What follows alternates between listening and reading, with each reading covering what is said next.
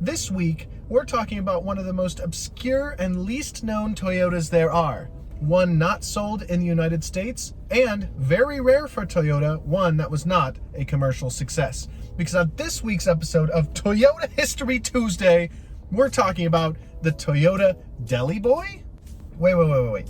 Why are you talking about the Deli Boy? A vehicle that was never sold in the United States, and this is a Toyota Page. Why are you talking about a Toyota vehicle that was not a commercial success? Well, hold on. First of all, just because it wasn't sold in the United States and wasn't a commercial success doesn't mean it's not worth talking about it. I think it's kind of a fun vehicle. We even talked about it in our weirdest car name video. And I'm not going to shy away from controversial or difficult topics just because this is a Toyota Page. I mean, we did that in the Prius video. We talked about some of the political and controversial topics related to the Prius. So I'm not going to shy away from this just because this is a Toyota Page.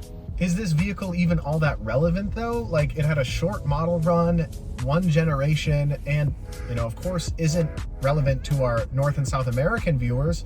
So, is this even important? All objections aside, I think it's one of those the more you know type situations. It has a hilarious name, and the reasons behind its rare commercial failure are pretty interesting, especially for Toyota, a company well known for making extremely mass-marketed, extremely popular vehicles. All right, if you're gonna do it, go ahead. Thank you. All right, let's jump into it. The Deli Boy was introduced. You really like this video overlay thing, don't you? Yes, I do. Now go away. The Deli Boy was introduced on July 20th, 1989.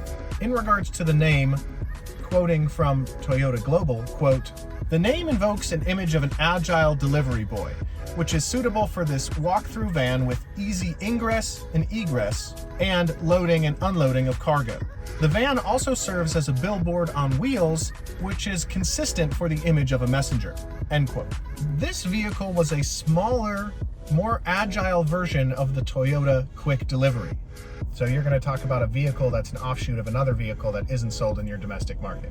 It's not just about Americans, all right? Now let me get back to it. The Quick Delivery was a delivery truck made by Toyota for commercial purposes and was made with, packages and parcels in mind.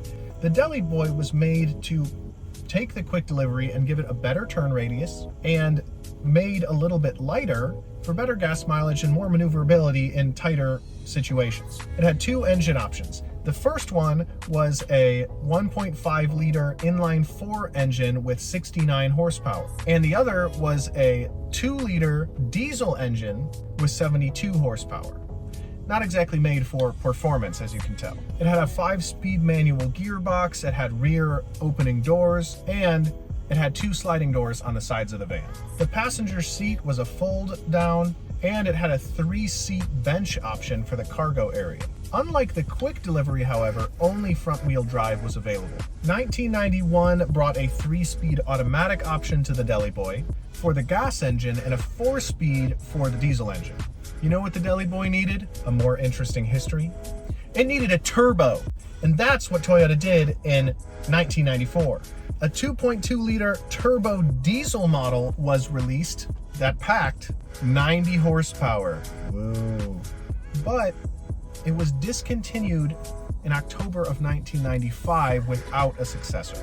You see, this was a very rare Toyota non-sales success.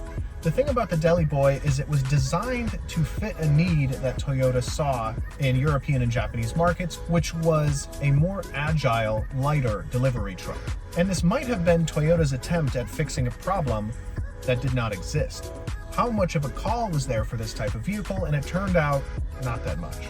Or perhaps it just wasn't executed that well in the form of the Deli Boy. It indicated sort of a failed market experiment for Toyota. This was indicative of Toyota attempting to go after an untapped market source, and it turned out that the market source was untapped simply because there didn't seem to be much of a need in that market area. Other than that, the front passenger seat was known to be very uncomfortable. The engine was weak, and even the turbo diesel option didn't alleviate that problem, and demand just wasn't there. They did come in really fun colors though. At least that's something. Similar to Toyotas of today, this vehicle is known to be extremely reliable and have good resale value.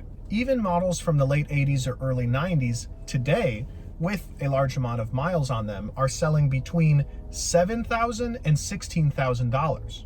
Classic Toyota, still known for lasting a very long time. What I really like about this vehicle is it was a strange, unique take on the automotive industry. Toyota, in a rare instance, was turning more towards a commercial direction and was doing something a little bit more experimental for the market. Being known for such a mainstream and wide appeal, it's quite interesting that a company like Toyota pursued a commercial, smaller market area. Although that contributed to this vehicle's lack of success, I think it's really cool to explore journeys of where automotive companies do that, just so we can see sort of how these things are responding. Examples such as early versions of vans, early versions of crossovers, or early versions of SUVs are examples of where automotive companies would try something new in an attempt of tapping a new market source, and it came through with overwhelming success. This is just one of the examples where that didn't quite happen. Yeah, however, there are a lot of goofy YouTube videos of people from the Japanese market that take these Deli Boys and drive them through the streets with artsy music in the background. It's pretty interesting. That's also true.